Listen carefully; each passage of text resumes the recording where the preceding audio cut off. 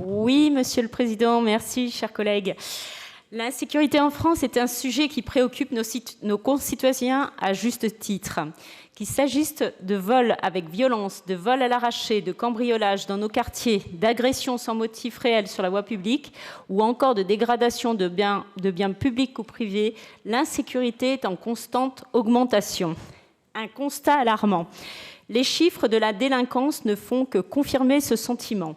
Hausse des vols avec violence de 13% en 2022, augmentation des cambriolages de 11% sur la même période, explosion des violences intrafamiliales avec plus de 200 000 victimes par année. Ces chiffres ne sont pas de simples statistiques. Ils représentent des drames humains, des vies brisées et des familles endeuillées. Le sentiment d'insécurité est la réalité d'un ensauvagement quotidien de la société française qui sont des thématiques hantant notre paysage régional et national depuis de nombreuses années. Face à ce constat, il est impératif de réagir. La lutte contre l'insécurité et le sentiment d'ensauvagement doit être une priorité régionale.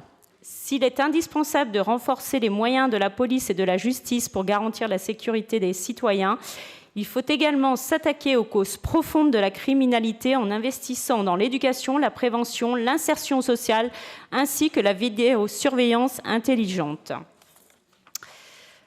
La vidéosurveillance intelligente représente une avancée significative dans ce domaine. Grâce à l'intégration de technologies telles que l'intelligence artificielle et l'analyse vidéo, nous disposons désormais de systèmes capables de détecter automatiquement les comportements suspects, les incidents et les infractions, permettant ainsi une réponse plus rapide et plus efficace des autorités judiciaires. Mais l'utilisation de cette technologie pose des questions de souveraineté et de protection des données personnelles. En effet, le développement et l'exploitation de cette technologie par des acteurs étrangers peuvent en effet constituer une grande menace pour notre sécurité nationale et nos libertés individuelles.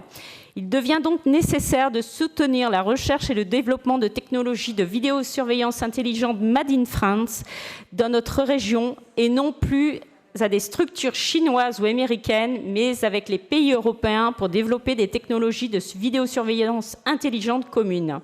Ce fonctionnement permettra ainsi de mutualiser les coûts et les compétences, de garantir une meilleure synergie des systèmes et de garantir notre indépendance technologique pour répondre à nos besoins spécifiques. Ce qui distingue notre vidéosurveillance intelligente, c'est son ancrage local et son intégration harmonieuse dans nos villes et nos communautés. Conçue et fabriquée en France, elle est adaptée aux spécificités de notre territoire et de nos modes de vie, favorisant ainsi une appropriation citoyenne et une collaboration étroite entre les habitants, les autorités locales et les forces de l'ordre. Au-delà de ses performances techniques, la vidéosurveillance intelligente fabriquée en France est un exemple de ce que notre pays peut accomplir lorsque l'innovation se met au service de l'intérêt général. L'ensauvagement de la société et de la montée de la criminalité sont des défis majeurs que nous devons affronter collectivement. Il est nécessaire de réagir avec fermeté et lucidité, mais aussi avec humanité et compréhension. C'est en conjuguant nos efforts que nous pouvons retrouver un climat de sécurité et de confiance dans notre région. Je vous remercie. Merci beaucoup.